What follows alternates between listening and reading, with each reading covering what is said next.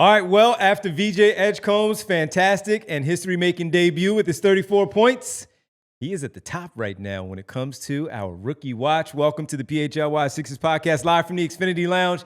And guys, we got to talk about specifically the top four, and we'll get to the number 6, and we'll sprinkle in some of the others because there were some good performances down the line in the lottery. But Kyle, just VJ Edgecombe, as we've talked about so much here on the PHLY Sixers Podcast, was at 34. We need to talk about Flagg, Harper, Ace Bailey, and Trey Johnson as well. And VJ outshined all of them, and some surprises there in the mix. I mean, VJ outshined most of the NBA and most of the rookies in the history of professional basketball in his debut. So there's no shame in that. But look, that is by far the best rookie performance in the first couple of nights here that we've had basketball. It's going to be one of the best rookie debuts in history in perpetuity, right? Like, he is in the top 3 for rookie performances. That will last forever. And the natural question basically becomes, is this guy going to win Rookie of the Year? Does he have a real chance to win Rookie of the Year? Watching Dallas at times last night, as high as I am on Cooper Flagg, you look at that team and you say, I don't know if they know what to do with this kid, because they tried to play him effectively as a point guard. And if you're playing no guards, you're going to run into a lot of roadblocks. I do not think Cooper was done many favors. By contrast, I think VJ is in a great situation for him to succeed, have enough responsibility to put up numbers and make these highlight plays, but also share that responsibility with the Maxeys, with the McCains, and with the Grimeses of the world. Yeah, it really is. Like, you watch Cooper with the Mavs and VJ, he does have a lot more to work with in terms of just better spacing, like better distribution of ball handling and scoring. He can pick his spots a little bit more. Whereas with the Mavs right now, they've got Cooper Flagg handling the ball, a whole bunch of big men, real great spacing. And it does seem like they don't know 100% what to do. I still believe in Cooper Flagg a lot. And even 100%. in that game the other day, like, his second half was much better than his first half. He looked like he was acclimating himself pretty quickly. We noted that during his one season at college, first couple games, first couple weeks, struggling a little bit. And then after that, once conference play got around, he really turned it on. So I expect him to surge as the weeks and months go by. But in terms of what you could hope for from VJ, and for a player who, has captured, because so many of these awards are narrative based, he has captured the nation's attention in a way that I don't think any of us after 2 days, look, there's a lot of other stuff going on that people are talking about, but in terms of how much of the national discourse is centered around VJ Edgecombe 2 days into the NBA season, Mr. Good Morning America. I don't think any of us expected him to capture everyone's attention in this way. So if he continues to build on this, if he continues, to show that he is ready for the moment, and I think everybody on this panel right now believes that he is going to cement himself as one of the best rookies in this class pretty quickly. And it is a pleasure to be able to get here and watch that and talk about that. And for all of you to get here and watch him, it was as impressive of a debut as you could hope for. And in terms of how he has translated to the NBA, you could not have hoped for a better transition from college game to the pro game. All right, let's just look at what some of the others rookie did. VJ Edgecombe, rookie watch, as we talk about it, 34 points. And he was just fantastic in his debut, a historic debut. So let's get to the number 1 pick, Cooper Flagg, and what he did in his first game against the San Antonio Spurs, where Flagg, of course, the billing was there. 10 points, 10 rebounds, 3 turnovers. And if I remember correctly, while we were doing our post-game show following the Sixers-Celtics, he hadn't scored a point. At some time during our post-game show, he was still scoreless in that game. So going against a tough front court of the San Antonio Spurs, but a lot of eyes certainly on Cooper Flagg, the 10 points. We expected a little bit more in game 1 from him. He'll be better. I remember in the Summer League when we were in Las Vegas, he was terrible. Tough start. In game 1, much better thereafter. But in this particular game, Kyle, for Cooper Flagg, 4 for 13 from the floor for his 10 points, but did contribute to 10 rebounds. So in fairness to him, he played against a 7'5" center who was so dominant in that game that he blocked a shot with his wrist, essentially, without jumping. It was just a pterodactyl coming down and rejecting that before He then hit a crossover into a step back three on the other end. So not the greatest defense to go up against as a rookie who's playing effectively point guard when you should be a small forward or a power forward. And the environment for him with all the bigs there who cannot shoot, I don't like at all. I think they need to make some changes to this roster to suit him, but also to try to win games. But yeah, it's a disappointing debut, and he's going to have to bounce back, and I'm fairly confident he will. If not, in the short term, everyone also needs to remember he is 18. He is super young compared to, like, VJ is already 20 years old, for example, right? And a lot of these guys in this class are 19, 20, even 21 years old. Cooper is a baby compared to the entire league, and so he will take some time in development, but I think we all believe he'll get there. All right, let's get to Dylan Harper, who also played in that game, the second overall pick in June's draft. Dylan Harper did not get the start, but he had a pretty good night. 15 points, 4 rebounds, 2 assists. He was 7 for 14 from the floor, 1 for 2 from beyond, and turned the ball over 4 times, but it really didn't matter. But Derek, he looked pretty good in his debut, and we weren't sure when he was going to be ready because of the injury to his hand. But since he's been back in the lineup, preseason and now his debut, looked pretty good. Yeah, he didn't wow you so much. Not like it wasn't like a VJ Edgecombe debut. And now that we have to scale or grade everything on the VJ Edgecombe scale, he didn't quite measure up. But I thought he held his own. And in a league that can be a little bit unforgiving for guards, especially guards who maybe don't quite have 3-point range or questionable 3-point range, and derive so much of their value in getting to the paint, I thought he, for the most part, played okay. I think eventually you'll see him get to the free throw line a little bit more. You'll see him, maybe that assisted turnover will invert itself. I don't think he looked overwhelmed in the moment. I do think this is something where he is going to have to find where he wants to pick his spots, because it is a little bit of a crowded and a non-traditional backcourt that they have alongside of them. But I'm still very excited about the way he can develop a 2-man game with Wemby, the way that they can grow together and what they can be. And sort of like Cooper. He was better than Cooper. Cooper had more responsibility on his plate for sure and had a tougher matchup. But I have a lot of confidence in Dylan Harper getting there eventually. I do think he's going to have a few bumps along the way, but I think he's going to be a good pro. The other thing that I thought was a major positive for game one, they didn't get tons of time to play together. I thought he looked decent playing off of Castle, right? One of the big questions coming in is, how do all these guys exist in that ecosystem, right? Wemby makes it easy on both ends because he can space the floor and he shuts everything down on defense at the rim.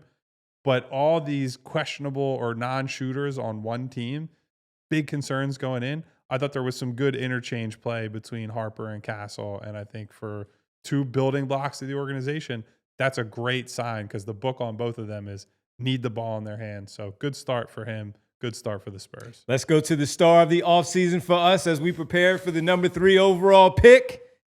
The Utah Jazz blew out the Los Angeles Clippers. The new era has begun. And it's all because of Ace Bailey, everybody. Did not get the start. 20 minutes off the bench, 1 for 5 for 2 points, 4 rebounds, 2 assists in his debut. Rookie watch, Ace Bailey. Somewhere Omar Cooper is smiling after this one with that video again. Maybe not. Do you think he is? No. I feel like Omar is not happy with this, even though they parted ways, right? I think it was more of the joke of the video. That I think is it's still phenomenal, his guy. where he can do that. But Ace, the blowout happened, but it just wasn't there for him in this one, like we saw in his opener in the preseason. Yeah, and look, he's coming off of, he had the flu. He was under a minutes restriction. And outside of one breakaway dunk, he didn't really force anything. Like, he didn't seem like he was hunting his own shot in a way that certainly he did at Rutgers, but I think that you expect him to do in the NBA. And in the preseason, especially early on, his first 2 games in preseason, we gave him a lot of credit because he was playing a lot more within the flow of the offense, taking a lot of shots, but he was limiting, like, in terms of how he was attacking, 1, 2, maybe 3 dribbles at most, pull-up jumper, really focusing on what he does well and limiting what he didn't. And in this one, he just seemed passive. And I don't know if that's passive because it was his first NBA game, or because he wasn't feeling well, or if he didn't know exactly where to pick his spots. You know, he's playing with a lot of players who didn't really play a lot in the preseason, so the chemistry and familiarity isn't really there. I don't 100% know what it is. I'm interested to see the way he plays going forward. And exactly like I said, how much of those various factors weigh into a overall disappointing performance. And it is just one performance. Like, I'm sure he's going to have some insanely big nights and some high scoring nights. And there will be people who were, fans of his coming into the draft who will look at that and see a huge talent. And he is a huge talent. But this was definitely I guess I would say a letdown. When you only play 20 minutes, it's tough to say it's too big of a struggle. But it was definitely a letdown. And look, do Jazz fans care? Probably not. They won by 21 and won quite easily. But long term, and Kessler was dominant. Kessler in that game. was He very, very good. it. Did he even miss a shot? Nope. He was 7 for 7, 2 for 2 from 3, 6 of 8. Well, he missed 2 free throws, but those aren't shots. So, but obviously the Jazz have a lot riding on Ace, and I think there's still a lot of hope for him. But a little bit of a misfire out of the gate. I would simply say I am keeping an eye on the fact that Will Hardy has basically not allowed Ace Bailey to dribble. Yeah. Because that was one of our big things during the pre-draft process was I don't trust the guy's handle. I don't like him as a driver. He doesn't get to the free throw line. It eliminates a lot of drive and kick opportunities. Now, he's done a great job on the no dribble, 1 dribble, 2 dribble, right? Coming off a movement, coming off of a screen, just cutting instinctually at times. I think he's done a very good job, as Derek said, of fitting into the role they want him to play and the style they want him to play. We'll see how he scales up and down over time. And yeah, I would assume within the first week, first 2 weeks, we'll get at least one big Ace Bailey game. Like, he's in this role that he's in, he is maximized in terms of his best skills, his best traits. So I have no doubt that he's going to bounce back from this. I am certainly not going to expect 2-point games for Ace Bailey moving forward any more than I would expect Joel Embiid to score 4 points a game for the Sixers. Still be a fun watch going forward to watch how his career develops. Just one game of 82. We'll see how it goes. And finally, Trey Johnson, our guy on the show. 6th overall to the Washington Wizards, came off the bench 26 minutes. He was 4 for 8 from beyond, 16 points, 5 of 11 from the field. Got to the free throw line, 5 boards as well. So Trey Johnson, fitting the scouting report, the guy can shoot, and he looked like he belonged out there, wasn't afraid. Had a couple of turnovers, and that's what's going to happen with a young guard. But the shooting, as always, when we talk about Trey Johnson, on full display there. He is. The scouting report says he is a bucket, as yes, the kids would say, right? Yes, he is. So with him, I think I would say the opposite of the Ace Bailey approach in Utah, where I think the Wizards need to get him more of those no dribble, catch and shoot, do less of the, hey, we're giving you the ball and you got to create and get to your mid-range. I think some of his bad possessions or bad misses last night came on those type of looks. When he's able to get out and run the floor in transition and you just find him on the wing, that open corner or wing 3 is borderline automatic. So good start for him. We all have high expectations for Trey. And even in that's a crowded backcourt, a crowded team with vets. Chris Middleton, CJ McCollum are there. He still ends up playing over 26 minutes last night. I think that alone is a good sign for him, because my worry coming into the year was he just might not have a big enough role to be all rookie or in the rookie of the year type contention. What do you think of Trey, Derek? No, I mean, he is, like Kyle said, I think mostly what you expected. I was happy to see him get, what did he end up minutes-wise? 26 20 minutes. So I was happy to see him get to be a relatively big part of the rotation. And I think he's going to be a bucket from day one. The question is, how's the defense going to hold up? How's the screen navigation going to hold up? Is he going to be able to finish inside? I think there's still some questions in all of that.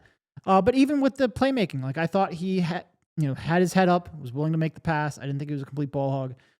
I am very excited. I mean, look, we all had Trey very high. And Devon, to your credit, you were in on Trey earlier than us. The early adopter. Yeah, the early adopter, you get a little bit of an extra credit for that. I think he is going to be better in the NBA than a lot of people. Maybe not by the end of the draft, but early in the draft, it seems like there was a lot of questioning him. I think he is going to be very, very good offensive player. Probably the purest shot in this draft. Yep. Few other notables that we have. We had the Charlotte Hornets pick up a win. Got some help from the 4th overall pick. Con Knippel with 11 points. Also, Ryan Kalkbrenner, the other rookie, starting. Yeah. 2nd round pick. Got a double-double in their win.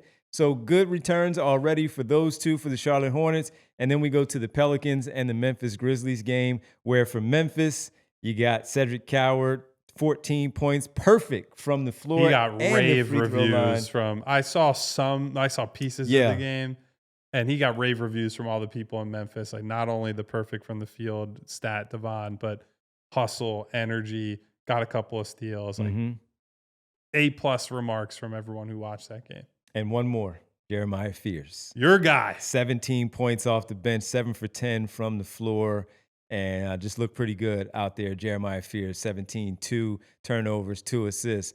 We knew he could score. Yeah. It's interesting, again, to see how Willie Green is going to use him. But I was surprised that he got that many minutes. No, and he started, right? No, he didn't start. Or he came off the bench? No, Poole and Jones started in the backcourt. Okay. Yeah, but he got a lot of minutes there. Alvarado also was a DNP. Okay. So I don't know if it was injury related or what, but he was a DNP. Fears got the He was one that I think a lot of people, probably myself included, and I was pretty high on Fears coming out of there. I think I had him like 8th or something like that.